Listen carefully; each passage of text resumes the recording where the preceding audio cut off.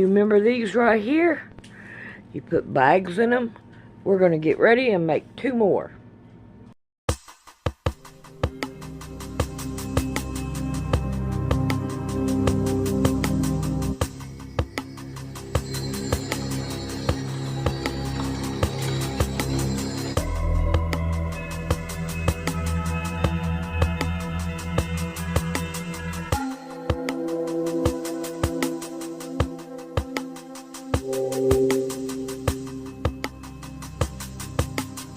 Is our future.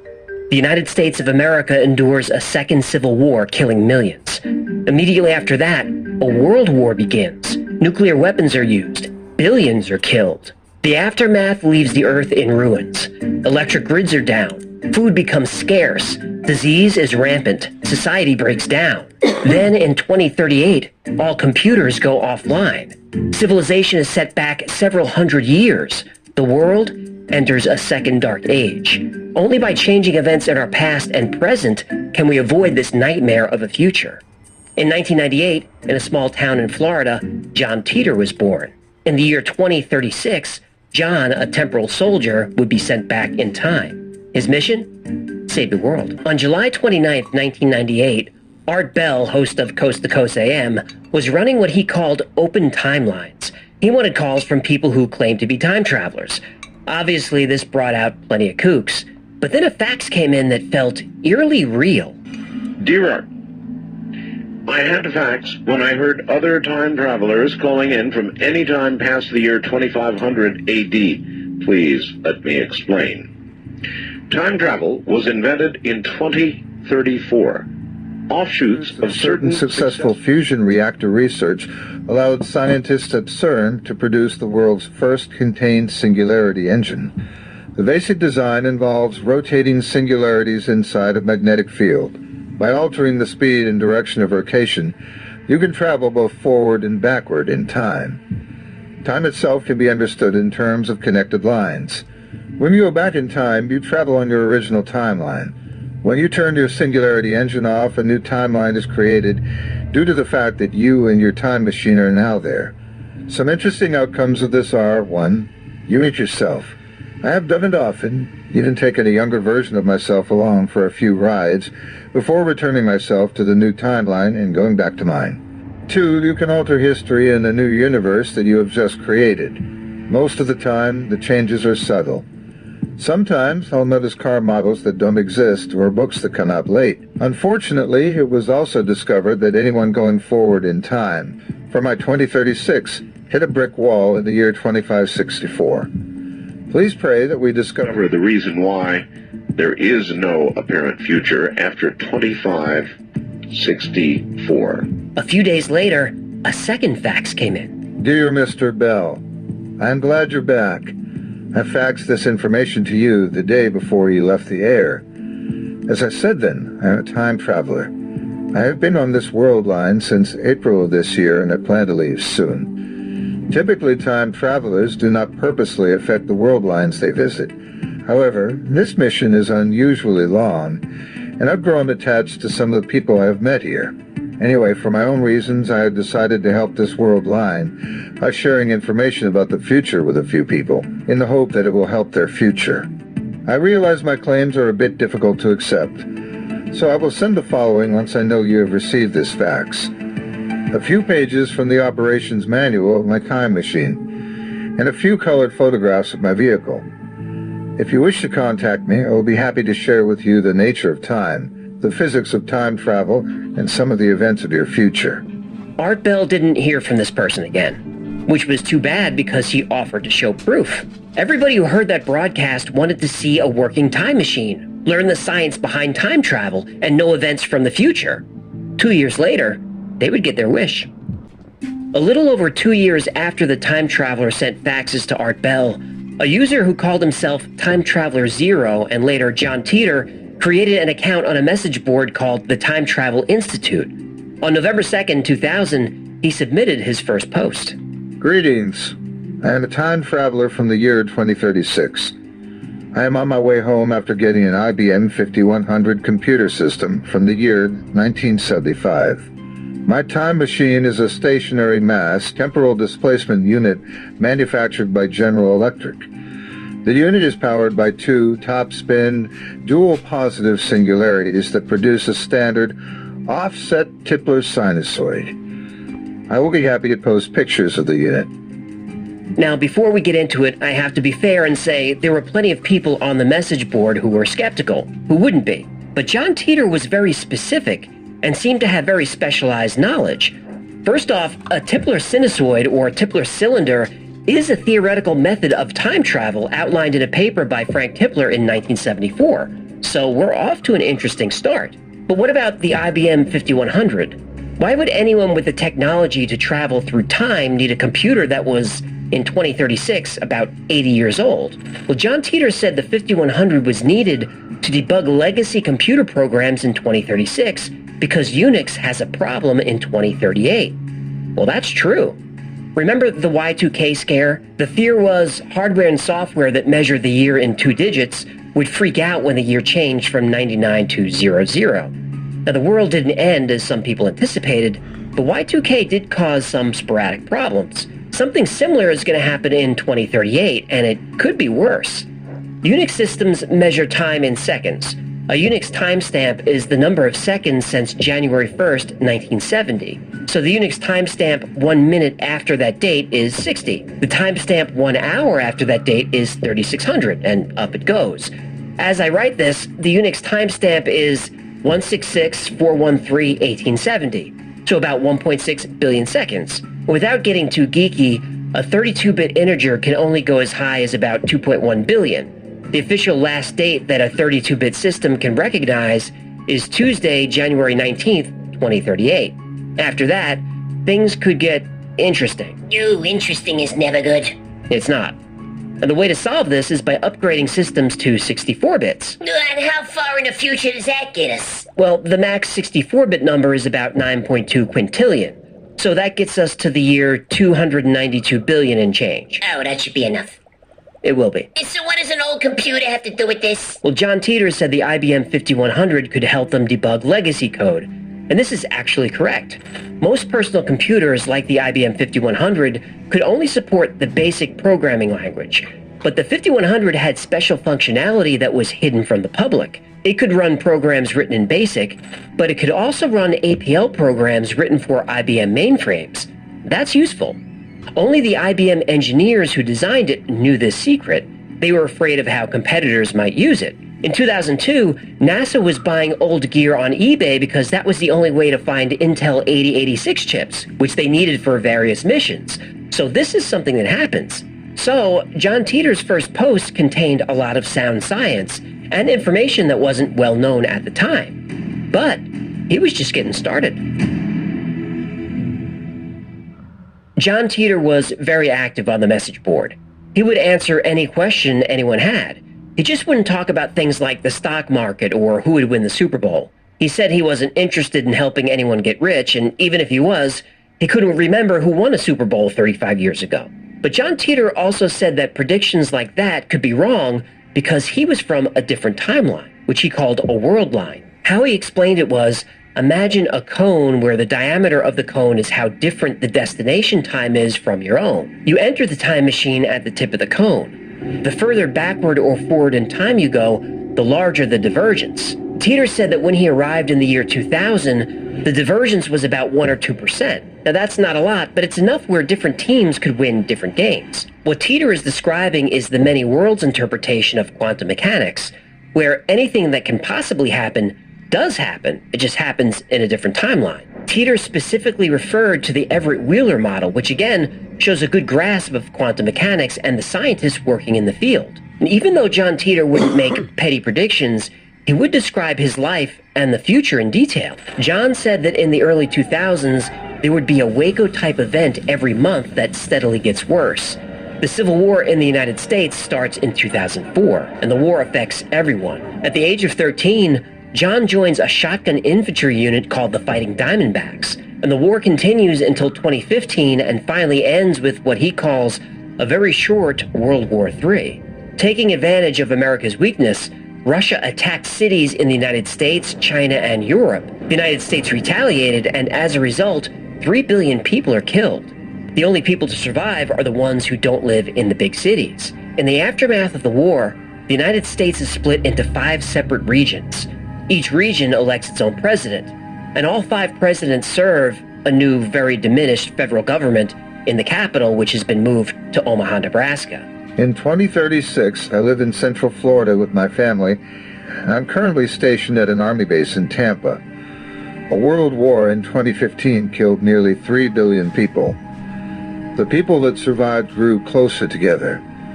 Life is centered on the family and then the community. I cannot imagine living even a few hundred miles away from my parents. There's no large industrial complex creating masses of useless food and recreational items. Food and livestock is grown and sold locally.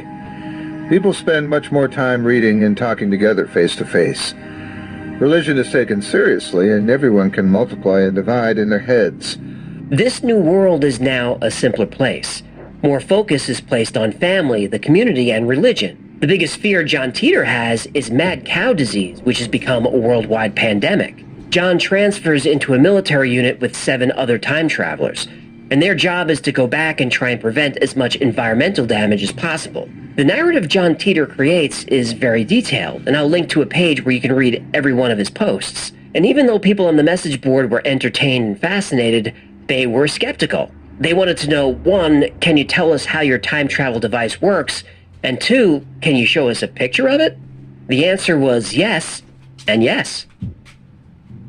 John Titor posted diagrams of his time travel device, pictures of the operator's manual, and even pictures of the device itself. According to John, time travel is discovered in 2034 by scientists at CERN. Using this breakthrough technology, General Electric actually creates working time travel devices. These machines go through various iterations and improvements. The time travel unit John Titor uses is a C204 gravity distortion time displacement unit, which operates using microsingularities, or tiny black holes. The source of power for the C204 that allows it to distort and manipulate gravity comes from 2 microsingularities that were created, captured, and cleaned at a much larger and circular facility. The dual event horizons of each one and their mass is manipulated by ejecting electrons onto the surface of their respective ergospheres.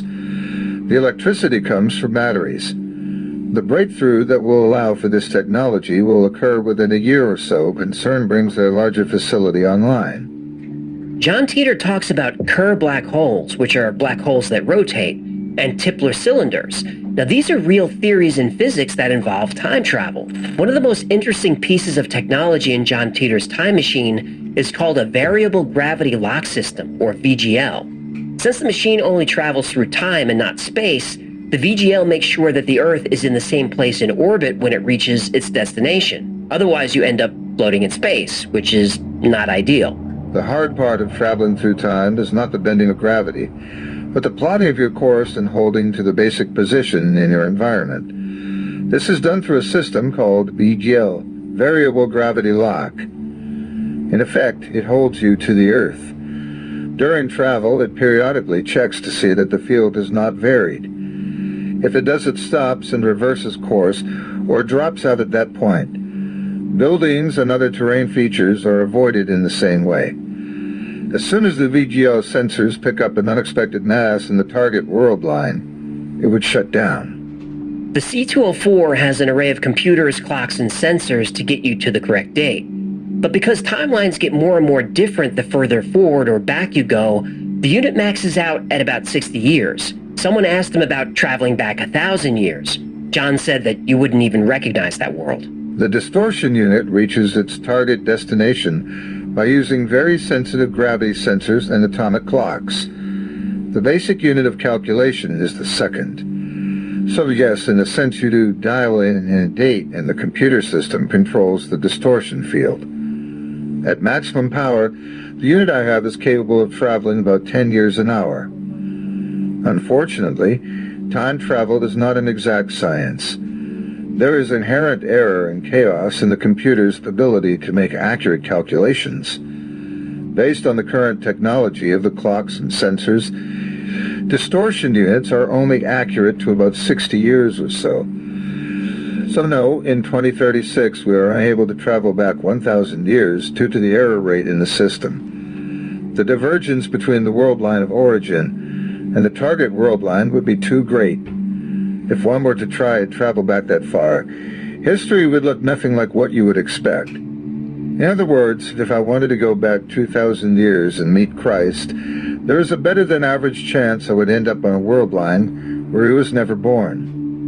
Hold on. One of those pictures, it looked like a bucket seat with a seatbelt. Yep, that's because on John Titor's first trip, the time machine was mounted inside a 67 Chevy. No, I guess a DeLorean is too on the nose. Well, the reason for the Chevy and why John later moved the machine to a truck is because the C-204 is heavy. It needs a vehicle with a suspension that can handle the weight. Plus, the time machine has to be mobile. Since it only travels through time and not space, you have to drive to your physical destination first and then move through time. He chose those vehicles because they blend into the times he was traveling to. No, did he say what it feels like to time travel? Like, does it hurt? Does your face get all stretchy? Well, John Titor does talk about this. The gravity field generated by the unit overtakes you very quickly. You feel a tug toward the unit similar to rising quickly in an elevator, and it continues to rise based on the power setting the unit is working under. At 100% power, the constant pull of gravity can be as high as 2 Gs or more, depending on how close you are to the unit. There are no serious side effects, but I try to avoid eating before a flight. No bright flash of light is seen. Outside, the vehicle appears to accelerate as the light is bent around it. We have to wear sunglasses or close our eyes, as this happens due to a short burst of ultraviolet radiation. Personally, I think it looks like you're driving under a rainbow. After that, it appears to fade to black and remains totally black until the unit is turned off. We're advised to keep the windows closed as a great deal of heat builds up outside the car. The gravity field also traps a small air pocket around the car that acts as your only O2 supply, unless you bring compressed air with you. 2 Gs, ugh. I could never time travel because of my IBS. That's TMI. No, it's IBS. Never mind. Naturally, people were skeptical of all this technology, but John Titor didn't really care. My goal is not to be believed. Most people do not take news of the war very well, but I find that everyone believes it's inevitable. I watch every day what you are doing as a society. While you sit by and watch your constitution being torn away from you, you willfully eat poisoned food, buy manufactured products no one needs, and turn an uncaring eye away from millions of people suffering and dying all around you. Perhaps I should let you all in on a little secret. No one likes you in the future. This time period is looked at as being full of lazy, self-centered, civically ignorant sheep. Perhaps you should be less concerned about me and more concerned about that. John Titor's face was never seen, his voice was never heard, and John Titor is not his real name, so there's not much we know about him. But one person did have a close relationship with John, or at least claimed to. Pamela Moore. Pamela was very active on the message boards and spent a lot of time chatting with John over IM. Before John Titor left, he said he would make a departure video and send it to Pamela. How's she supposed to know the video's legit? Well, because John provided Pamela with a secret song to act as a password. This is something only the two of them know, so she could identify imposters. And to this day, the departure video has not arrived, and Pamela has never revealed the secret song. On March 24th, 2001, John Titor would leave his final message and some words of wisdom. I will be leaving this world line shortly, and this will be my final post. There are only a handful of people who will know exactly when I will be leaving, and I'm sure they will let you know when I'm gone. In the last few days, I have found your choice of topics quite interesting, and from an objective viewpoint, I think it collectively answers one of your own questions. If time travel is real, where are all the time travelers? In the past, I've stated that, quite frankly, you all scare the hell out of me, and I'm sure other temporal drivers would feel the same. But now I have an expanded explanation. A while ago, I related an experience I had with my parents while we were driving down a highway. Every now and then, we would pass someone who was in obvious distress with their vehicle. I was amazed that so many people could pass them without stopping to help. Their explanation was fear. The risk of helping someone was too great, and with today's technology, it probably had a cell phone anyway. If they didn't, the walk to a gas station would be good for them and teach them a lesson for running out of gas. This is why time travelers do not show themselves. In trying to help you, we put ourselves at great risk, and there's really no point to it. I already know you won't pay any attention or believe me because we've already been through it on this world line. Besides, I think the walk to the gas station will do you some good.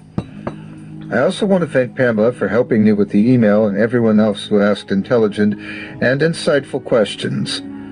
I have learned a great deal. My parting thought revolves around something JC has been harping on since day one. No, I do not have a secret agenda, but I've been paying a great deal of attention to your world line. My interaction with you was not a direct mission parameter, but it was a secondary mission protocol based on standing orders given to all temporal drivers.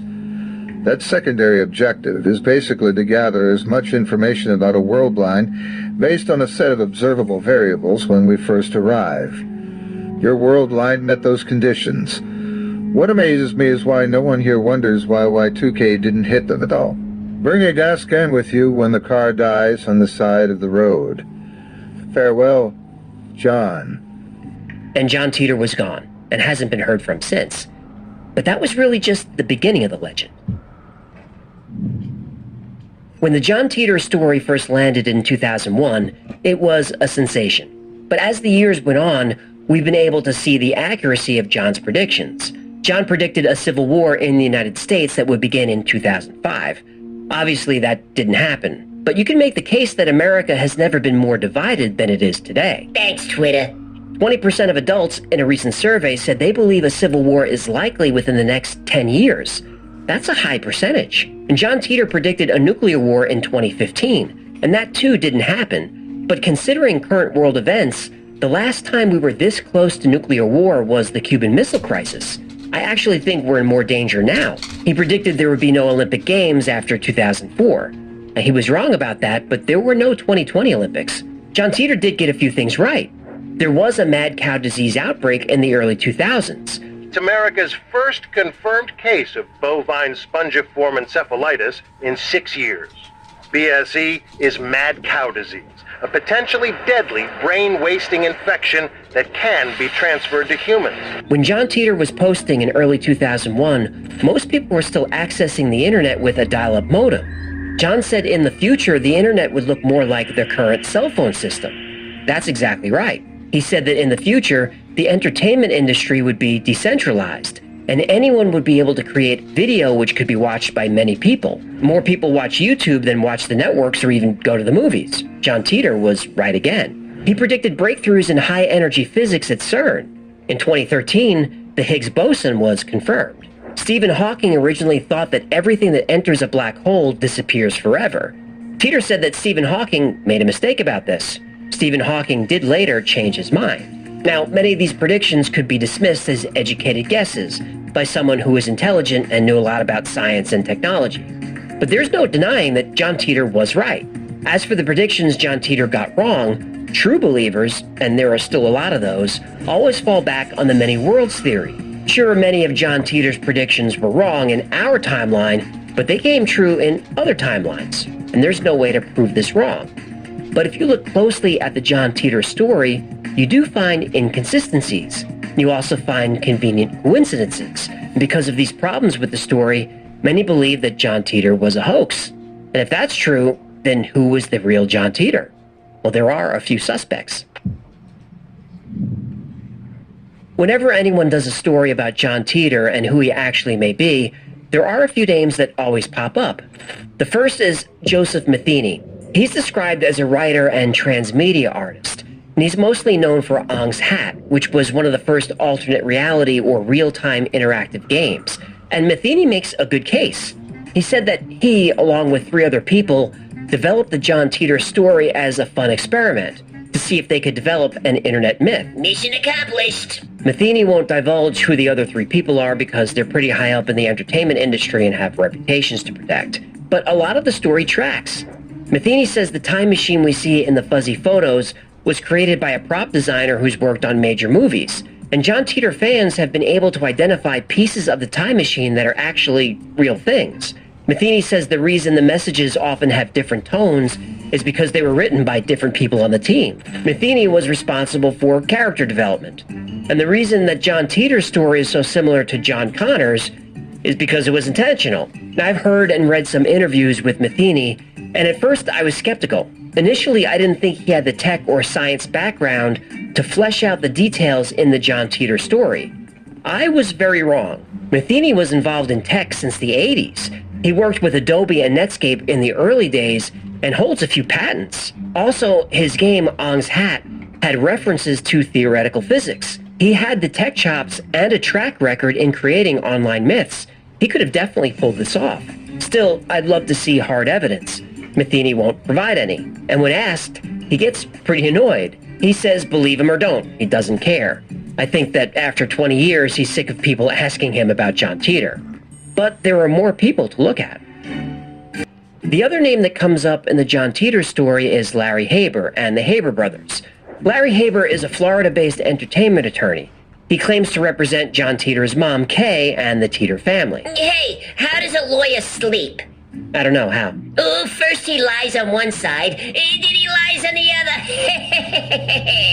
other. Good one. Now, I've seen and read a number of interviews with Larry Haber. He definitely does not have the technology or science background to create John Titor. But his brothers do. Richard Haber is an IT administrator, and Maury Haber is a very senior cybersecurity professional. Maury also has a lot of experience writing about technology. And if you go down the John Titor rabbit hole on YouTube, you'll eventually run into a channel called Hoax Hunter, run by John Rasmus Houston. And John has done a ton of research on the subject. He's tracked P.O. boxes, he's done text comparisons of Maury Haber's writing to John Titor's posts, he's tracked all the usernames from John Titor's message board. I mean, this is exhaustive research. He's convinced that John Titor is actually Maury Haber, who eventually enlisted his lawyer brother to represent the story. Now, what does a lawyer get when you give him Viagra? What? Taller! Have a problem with lawyers, do you? I've been divorced 3 times. What do you think? Larry Haber has been attached to John Titor for years. Not only does he claim to represent the Titor family, in 2003 he registered the John Titor Foundation LLC, a for-profit business, and this LLC published John Titor's posts as a book called A Time Traveler's Tale.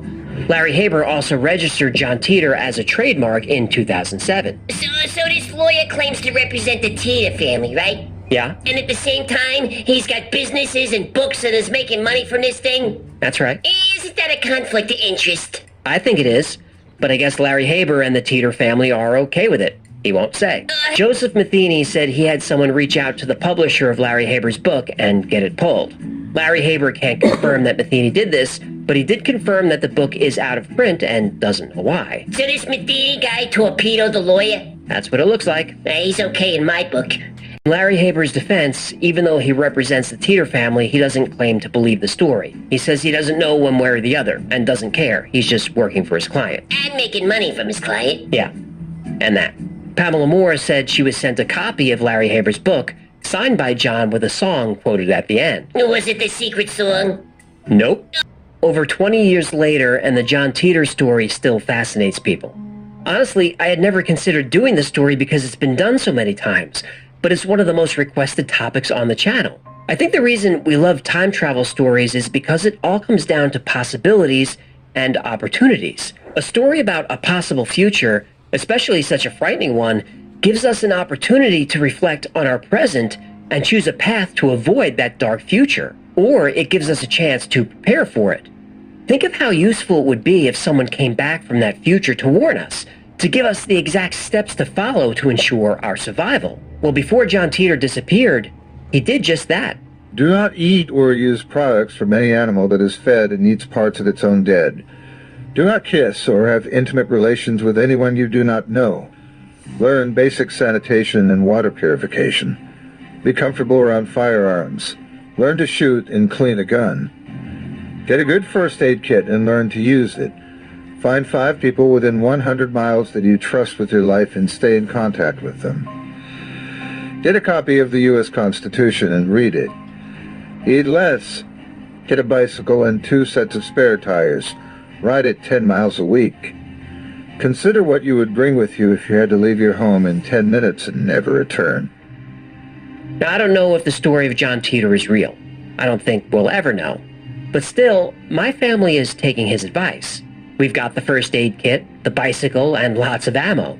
We're prepared for the future that John described, at least as best as we can be. And it's okay if you don't believe that John Titor is from the future. It's a story that anyone would be skeptical of.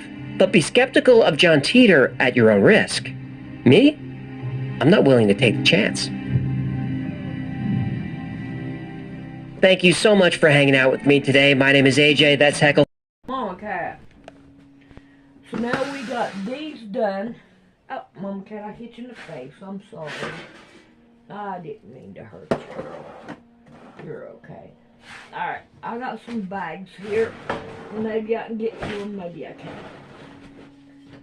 Alright. I'm going to grab a good handful. And pull them out. Yeah, Mama Cat. Yeah, I did. So now we got this full bags, blah, blah, blah. And we can still take them out the bottom. So they work pretty good. I wished I'd have remembered to iron this right here part down and take care of it. But, however, we are done with this. So now I can take them to my aunt, and hopefully she will enjoy them. I got one for her aunt, for my aunt, and one for her nurse. Alright, we'll see you later.